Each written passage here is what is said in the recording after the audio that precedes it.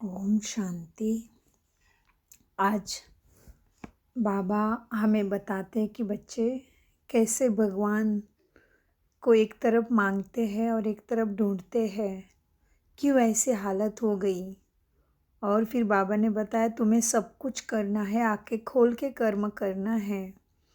तो चलते फिरते याद में बैठते समय आंखें खोल कर बैठना है। क्यों?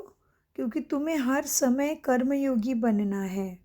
खाते पीते चलते फिरते ही बाप के याद में रहना है। आज की तारीख है 23/12/22। महावाक्य है, मीठे बच्चे याद में बैठते समय आंखें खोल कर बैठो, क्योंकि तुम्हें खाते पीते चलते फिरते बाप की याद में रहना है। प्रश्न है, भगवान को ढूंढने के लिए मनुष्य दर दर धक्के क्यों खाते हैं? कारण? उत्तर, क्योंकि मनुष्य ने भगवान को सर्वव्यापी कह बहुत धक्के खिलाए हैं। सर्वव्यापी तो है, तो कहाँ से मिलेगा? फिर कह देते हैं परमात्मा तो नाम रूप से न्यारा है। जब नाम रूप से ही न्यारा है तो मिलेगा फिर कैसे? और ढूंढेंगे किसको? इसलिए दर दर धक्के खाते रहते हैं। तुम बच्चों का भटकना अब छूट गया है। तुम निश्चय से कह सकते हो, बाबा परमधाम से आए हैं। हम बच्चों से इन ऑर्गन्स द्वारा बात करते हैं। बाकी नाम रूप से न्यारी कोई चीज़ होती नहीं। ओम शांति। मीठे मीठे बच्चे बाप की याद में बैठे हैं। ये किसने कहा? सभी आत्माओं को बाप ने कहा। आत्मा से ही बाप बात करते हैं। आत्माओं ने ऑर्गन से सुना कि बाबा ने क्या कहा। बाप ने कहा, अपने बाप को याद करते हो? बाप को याद करने के लिए आंखें बंद होनी होती है, क्या खुली आंखों से याद करोगे? बच्चे जब बाप को याद करते हैं तो आंखें तो खुली होती है। उठते बैठते चलते फिरते बच्चों को बाप की याद रहती है। आंखें बंद करने की दरकार नहीं। आत्मा जानती है मेरा बाप इन ऑर्गन से मेरे से बात करते हैं। परम धाम से आए हैं इस पतित पुरानी दुनिया को नई दुनिया बनाने। ये बुद्धि में है। आंखें तो खुली हुई है। बाबा बात करते हैं, तुम सुनते भी हो और याद में भी हो। कौन सुनते हैं? परमपिता परमात्मा। उनका नाम क्या है? जैसे तुम्हारे शरीर का नाम है, वो बदलता रहता है। एक शरीर लिया, छोड़ा, फिर दूसरा लिया तो नाम भी दूसरा पड़ेगा। आत्मा का नाम बदलता नहीं है। बाप कहते हैं, मैं भी आत्मा हूँ, तुम भी आत्मा हो। मैं परमधाम में रहने वाला परम आत्मा हूँ। इसलिए सुप्रीम आत्मा कहते हैं। सुप्रीम ऊंचे ते ऊंचे को कहा जाता है। ऊंचे आत्माएं भी है तो नीचे आत्माएं भी है। कोई पुण्य आत्मा, कोई पाप आत्मा। बाप कहते हैं, मुझ आत्मा का नाम सदैव एक ही है, शिव। नाम तो ज़रूर चाहिए ना। न जानने के कारण कह देते हैं नाम रूप से न्यारा है, परंतु नाम रूप से न्यारी कोई चीज़ ना हो सके। जैसे आकाश है, कोई चीज़ें तो हो नहीं है नहीं, कोई चीज़ें तो है नहीं, पोलार ही पोलार है। उनका भी नाम तो है ना, आकाश। बहुत सूक्ष्म तत्व है। अच्छा, उनसे भी ऊपर देवता रहते हैं, वह भी पोलार है, आकाश में बैठे हैं। फिर उनसे भी ऊपर और आकाश, उसमें भी आत्माओं के बैठने की जगह, वह भी आकाश है, जिसको ब्रह्म तत्व कहते हैं। ये 3 तत्व है, स्थूल सूक्ष्म मूल। आत्माएं तो जरूर पोलार में रहेगी ना। तो 3 आकाश हो गए। इस आकाश में खेल होता है तो ज़रूर रोशनी चाहिए। मूल वतन में खेल नहीं होता, उसको ब्रह्म तत्व कहते हैं। वहाँ आत्माएं निवास करती है। वह है ऊंच ते ऊंच 3 लोक अर्थात 3 मंजिल है दुनिया की। ऐसे नहीं सागर के नीचे कोई लोक है, पानी के नीचे फिर भी धरती है जिस पर पानी ठहरता है। तो यह है 3 लोक, साइलेंस, मूवी और टॉकी। ये शिव बाबा बैठ समझाते हैं। क्या शिव बाबा को आंखें बंद करके याद करना है? नहीं। दूसरे लोग आंखें क्यों बंद करते हैं? क्योंकि आंखें धोखा देती है। मनुष्य खुद कहते हैं परमात्मा नाम रूप से न्यारा है, फिर कहते हैं पत्थर बित्थर सब में है, 24 अवतार है, कच्च मच्च अवतार है। वास्तव में हंस है तो सब झूठ ही झूठ। ईश्वर को सर्वव्यापी कह कितना रोला कर दिया। भक्ति मार्ग में धक्के खाने का मार्ग मुझे भी पूरे धक्के खिलाते हैं। अब भक्त भगवान को याद करते हैं कि हमको भक्ति से धक्के से बचाओ। जब यहाँ आकर मिलते हैं तो कहते हैं बाबा हमने आपको बहुत ढूंढा, बहुत धक्के खाए, परंतु आप मिले नहीं। अरे कब से धक्के खाए बाबा यह नहीं पता। आप अब बाप समझाते हैं ज्ञान से ही सद्गति होती है। मनुष्य कुंभ मेले पे धक्के खाने जाते हैं। जहाँ पानी होगा वहाँ जाकर स्नान करेंगे। कुंभ अर्थात संगम, असूल है आत्मा और परमात्मा का मेला। परंतु परमात्मा में फिर वह सागर और पानी का मेला बना दिया है। देश देशांतर मेला लगता है, वह है पानी में स्नान करने का मेला। कई इन बातों को मानते हैं, कई नहीं भी मानते हैं, कई तो ना भक्ति को ना ज्ञान को मानते हैं। बस मनुष्य पैदा होता है फिर मरता है, नेचर ही है। अनेक अनेक मतें हैं। एक ही घर में स्त्री की मत और पुरुष की मत अलग अलग हो जाती है। एक पवित्रता को मानेंगे, दूसरा नहीं मानेंगे। अभी तुमको श्रीमत मिल रही है, गाया भी हुआ है। क्या गाया? श्रीमद् भगवान वाचा। उनकी मत से ही मनुष्य से देवता बन जाते हैं। देवता धर्म अभी है नहीं, निशानिया चित्र है जिससे सिद्ध है कि आदि सनातन देवी देवता धर्म था। वह राज्य करके गए हैं।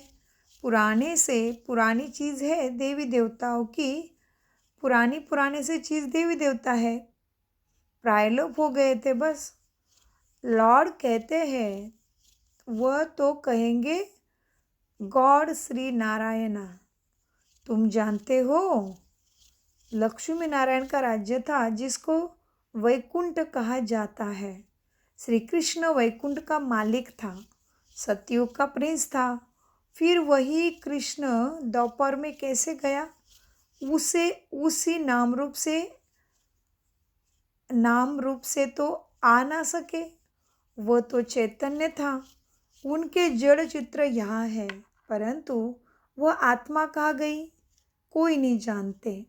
बाप ही सब बतलाते हैं। आत्मा 84 जन्म लेते अभी यहाँ पाठ बजाती है।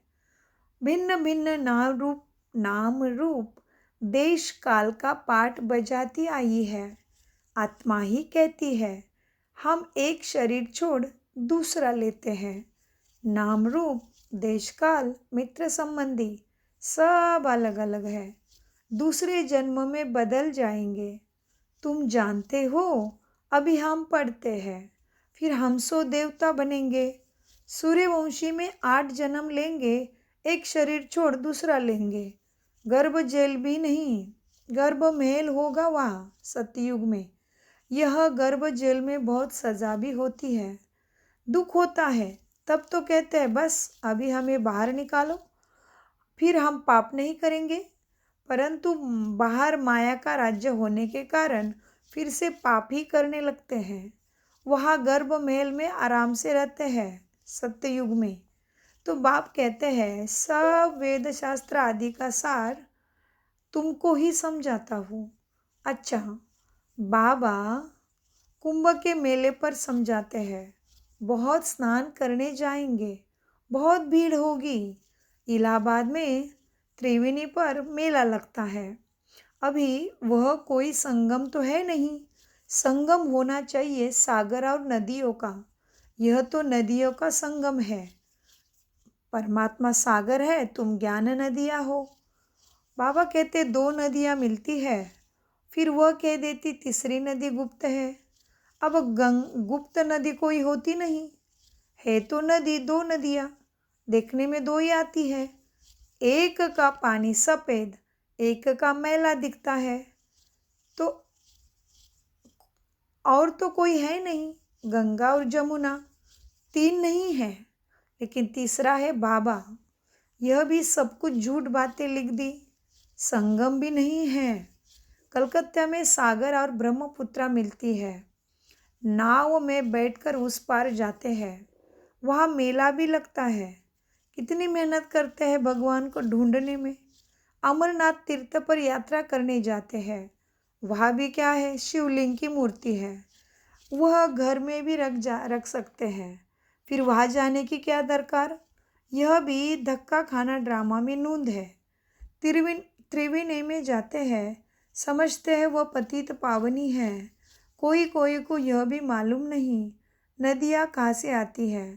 पहाड़ से आती है, परंतु पानी तो सागर से आता है ना। बादल बरसते हैं तो ऊंचे पहाड़ होने कारण बर्फ जमा जाती है। फिर धूप लगने के कारण जब बर्फ गलती है तो पानी इकट्ठा होकर नदियों में आता है। अब विचार करो, पतित पावन परमपिता परमात्मा ज्ञान का सागर और क्या ज्ञान नदियाँ, वो पानी का सागर या नदियाँ। कौन हो सकता है तुम्हारे लिए मुक्तिदाता। बहुत अंधकार में धक्के खाते रहते हैं, सारा उल्टा ज्ञान है। पानी की नदी किसी को पावन नहीं बना सकती। अब उनको कैसे बताएंगे कि ये पतित पावन नदी नहीं है, ये तो पानी की बरसात से भरेगी और बहेगी। बादलों से पानी आता है, बादल फिर सागर से पानी खींचते हैं। पानी तो पतित पावन को नहीं, पावनी तो तुम्हें पावन नहीं बना सकता। गाते भी है पतित पावन सीताराम, पतित पावन आओ। आत्माएं कहती है पतित को पावन बनाने वाले बाबा रहम करो। बाबा समझाते हैं ये भक्ति के धक्के खाने से कोई पावन नहीं होता है। यह नदियाँ तो अनादि है, पानी है पीने और खेती के लिए। वह कैसे पावन करेगा। अभी यह तुम्हारा अंतिम जन्म है। मैं आता हूँ तुमको पावन बनाने। सतयुग पावन दुनिया थी, यह कितनी दुखी पतित दुनिया। अब 84 जन्म लेते लेते तुम सब पतित बने हो, इसलिए फिर पावन बनने के लिए बाप को बुलाते हैं। आधा कल्प से उतरती कला होती आई है। भारत सतयुग में बहुत सुखी था, पावन था। अब दुखी है क्योंकि पतित है ना, इसलिए पुकारते हैं ओ गॉड फादर, और फिर कह देते उनका नाम रूप नहीं है। तभी पुकारते हैं। किसको क्या पुकारते हैं यह भी नहीं समझते हैं। आत्मा स्टार मिसल है कहते तो है, फिर क्या कहते हैं, चमकता है अजब सितारा। तो आत्मा बिल्कुल छोटी बिंदी है। टीका भी यहाँ ही लगाते हैं ना मस्तक पे, और कहते भ्रुकुटी के बीच में चमकता है अजब सितारा। सन्यासी लोगों को साक्षात्कार होता था।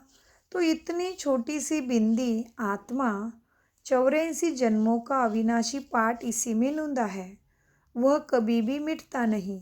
ये सारा नाटक ही अविनाशी माना ये मॉडल है। चक्र फिरता रहता है, ऐसे नहीं सृष्टि एक जगह खड़ी है, नहीं। आदि सनातन देवी देवता धर्म जो पहले था अब नहीं है। ज़रूर तब न हो। अब बाबा कहते ज़रूर तब न हो जब तो मैं आऊँ। इसलिए तो सुख नहीं है, इसलिए मैं आया हूँ सुख का सागर सुखी करने। मैं आकर फिर से देवी देवता धर्म की स्थापना करता हूँ तो चक्र फिरता है। हिस्ट्री हिस्ट्री हिस्ट्री ज्योग्राफी फिर रिपीट होती है।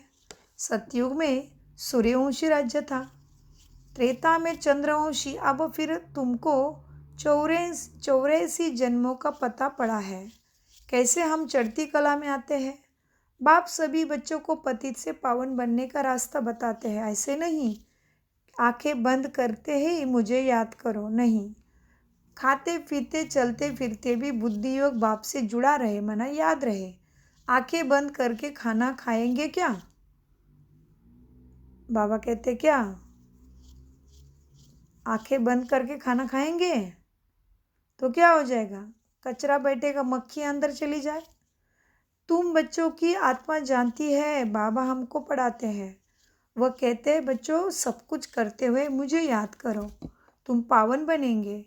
जितना समय यात्रा में रहते हैं तो मनुष्य पवित्र रहते हैं, लौट कर आते हैं तो घर में फिर पतित बन जाते हैं।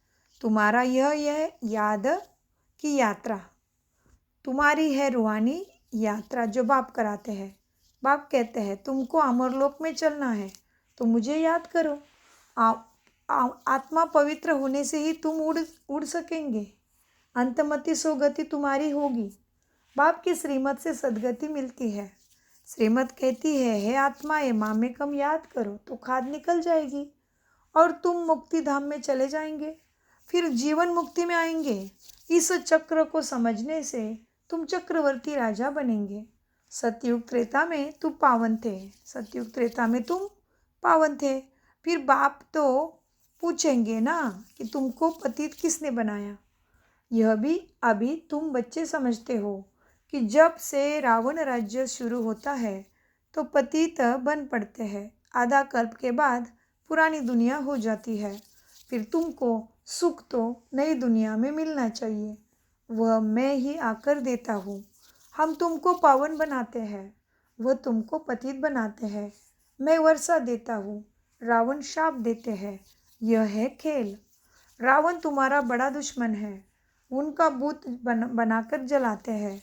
कभी देखा शिव का चित्र उठाकर जलाए? नहीं, शिव तो निराकार है, कोई भी शिव का चित्र जला नहीं सकता।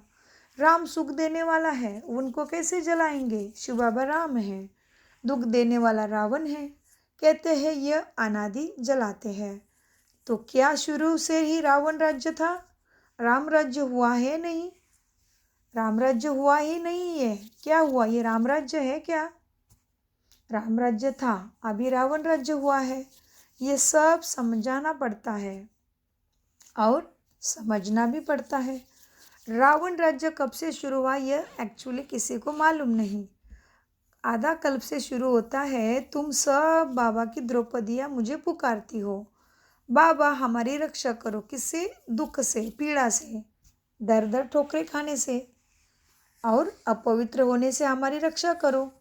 तुम आत्माएं द्रौपदी हो जो मुझे पुकारती हो। अरे तुम बोलो, हमको पतित बनना ही नहीं है। हिम्मत चाहिए, नष्टो मोहा बनना है। मैं शरण तब दूंगा जब तुम नष्टो मोहा बनेगी। मेरा तो एक शिव बाबा, दूसरा ना कोई। पति बाल बच्चे आयात पढ़ते रहेंगे तो वर्षा पा नहीं सकेगी। ग्रस्त व्यवहार में रहते हुए बाप को याद करो। अच्छा, मीठे मीठे सिखिलते बच्चों प्रति माता पिता बाप दादा का याद प्यार और गुड मॉर्निंग। रूहानी बाप की रूहानी बच्चों को नमस्ते। हम रूहानी बच्चों का रूहानी बाप दादा को याद प्यार गुड मॉर्निंग और नमस्ते। धारणा के लिए मुख्य सार है। नंबर 1, श्रीमत पर सबको पावन बनने का रास्ता बताना है। पतित पावन बाप का परिचय देने की युक्ति रचनी है। नंबर 2, बाप से वर्षा लेने के लिए, बाप की शरण में आने के लिए पूरा नष्ट मोहा बनना है। आंखें खोलकर बाप को याद करने का अभ्यास करना है। वरदान, सर्व शक्तियों को समय पर ऑर्डर प्रमाण कार्य में लगाने वाले मास्टर सर्वशक्तिमान भव। वरदान का विश्लेषण है।